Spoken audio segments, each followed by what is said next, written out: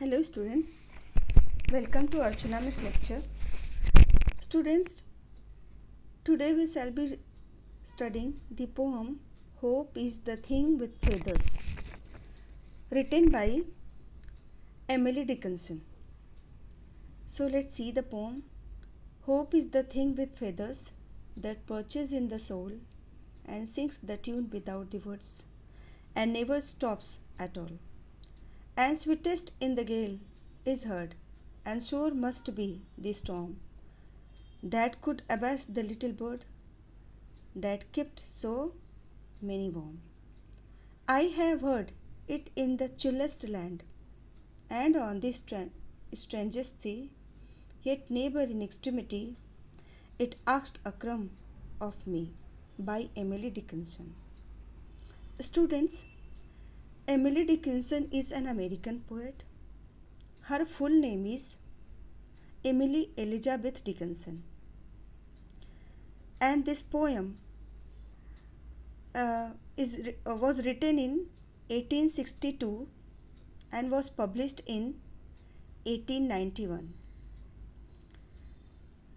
Students, Dickinson did not give title to her poem.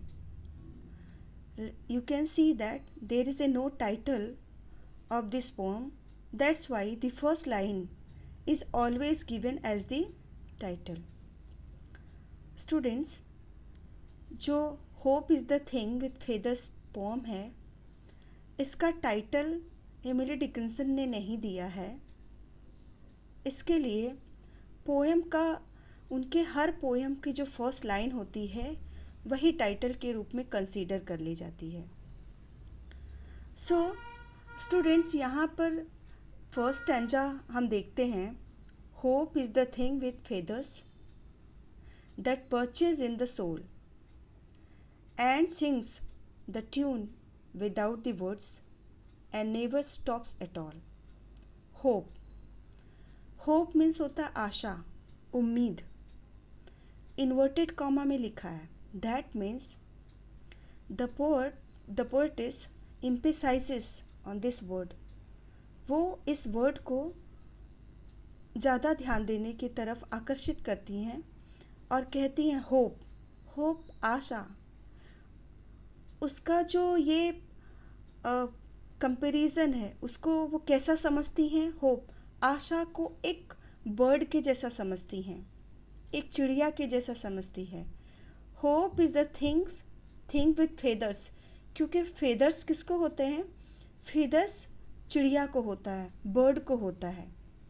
ठीक है, feathers दिया है. That means the bird has so many feathers, delicate, strong, and one more big feathers. So यहाँ पर जो hope है, जो आशा है, उसको किस रूप में उन्होंने लिया है? एक चिड़िया के रूप में, एक बर्ड के रूप में. that perches in the soul.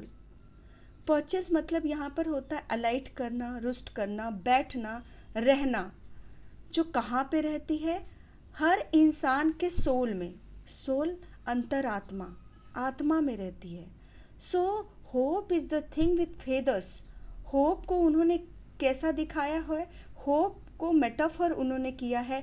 किससे किया है? एक बर्ड से किया है. उन्होंने उसको रूपक बनाया है.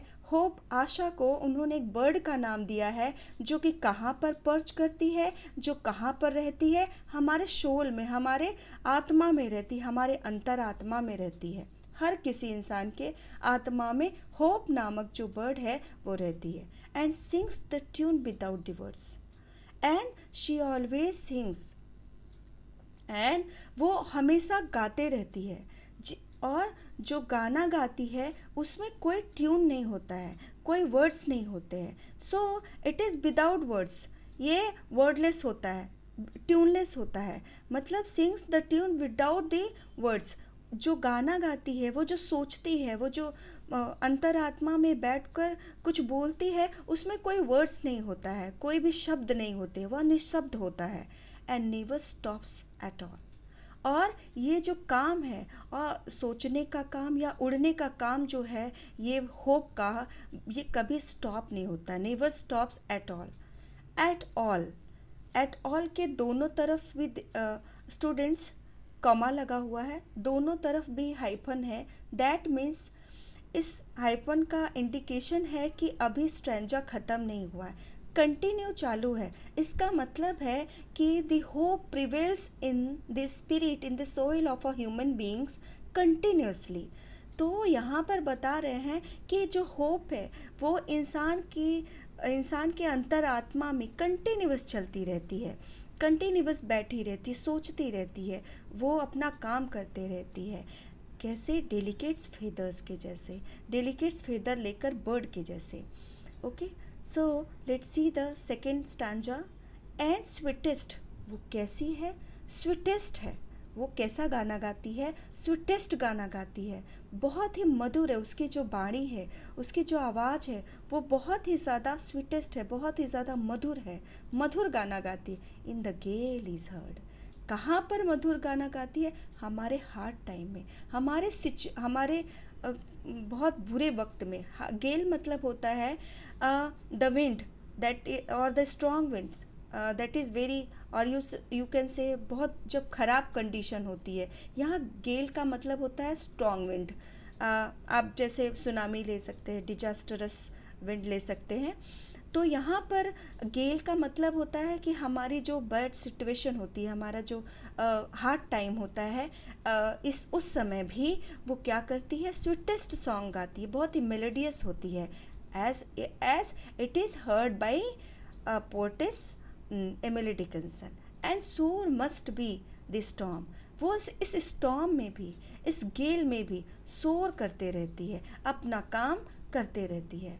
That could abash the little birds, ये जो गेल है ये अबैस कर सकता है, ये make it uneasy, make it keep quiet, वो चुप करा सकता है। जो ये गेल है, जो ये तूफ़ान है, जो हार्ड टाइम है, जो ये बैड सिचुएशन होते हैं हमारी लाइफ के, उसमें ये होप है, ये डिमिनिश हो सकता है, ये डिस्ट्रैक्ट हो सकता है, ये इसको मतलब हम हो सकता है कि हम ध्यान में न लाएं, लेकिन ऐसा नहीं है। The little birds that keep so many warm, वो उस समय भी हमको क्या करती है? वार्म करते रहती है, इंथुजियास्टिक करते रहती है। It gives us adamant attitude insides a human being. It gives a flare of light inside us. ये हमारी लाइफ में एक उम्मीद के जैसे होती है, एक हमेशा आशा की किरण बनकर हमेशा रहती है, जिसको कि कोई भी नुकसान नहीं कर सकता है। वो हमेशा मेलोडियस सॉन्ग्स के साथ में हमारी अंतरात्मा में प्रिवेल करती है। Let's see the third stanza. I have heard it in the chillest land. I.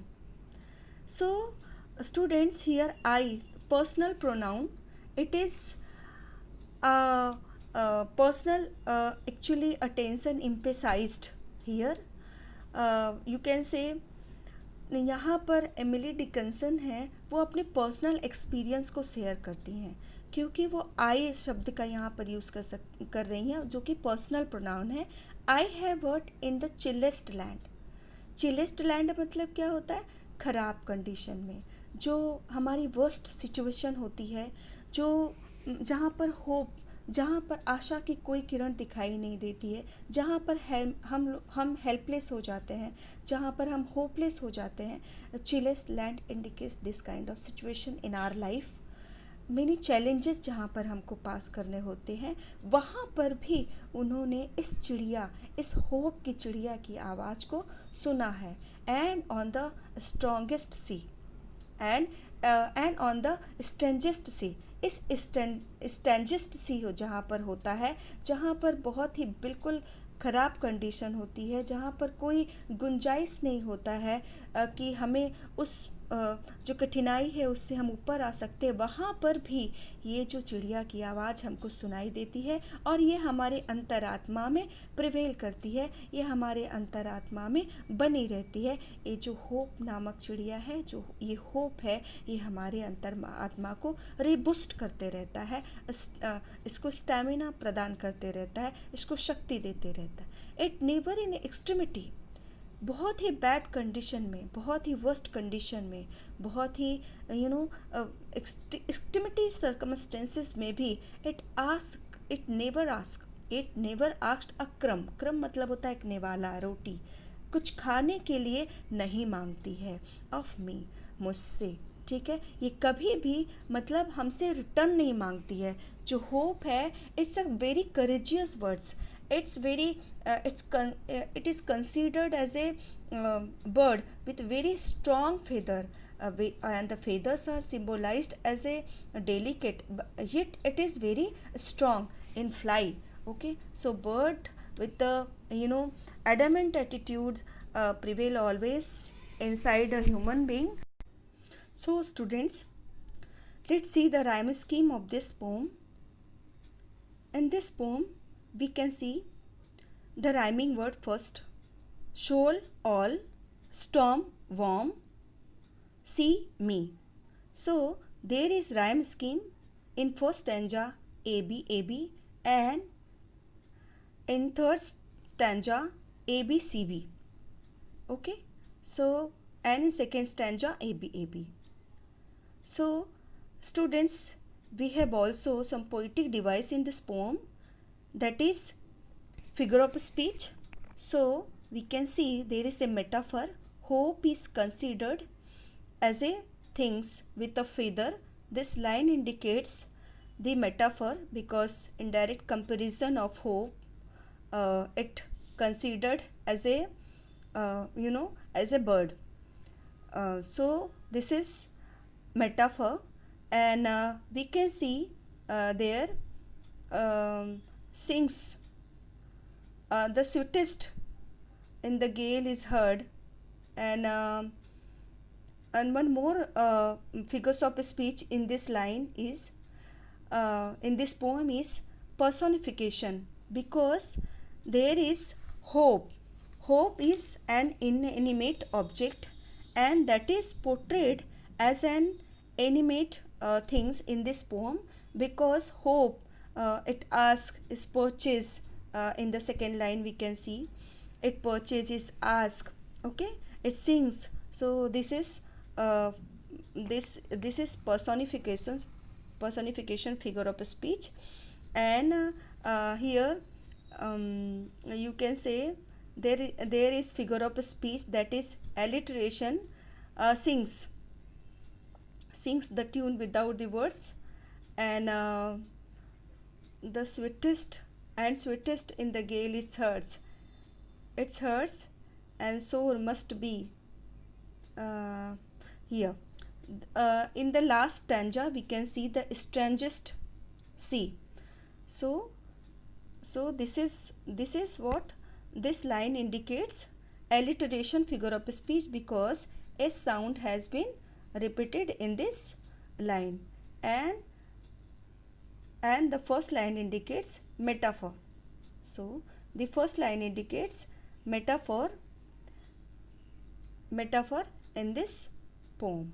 So students, in this poem if we see, hope is compared to the bird, a little bird, a very delicate bird, very encouraged bird, very very courageous bird. um, so it is considered very delicate, but it is very strong in flight. And the poetess has shown hope. Hope helps in every difficult times a human being, and asks nothing in return, and it always sits in the everybody's heart.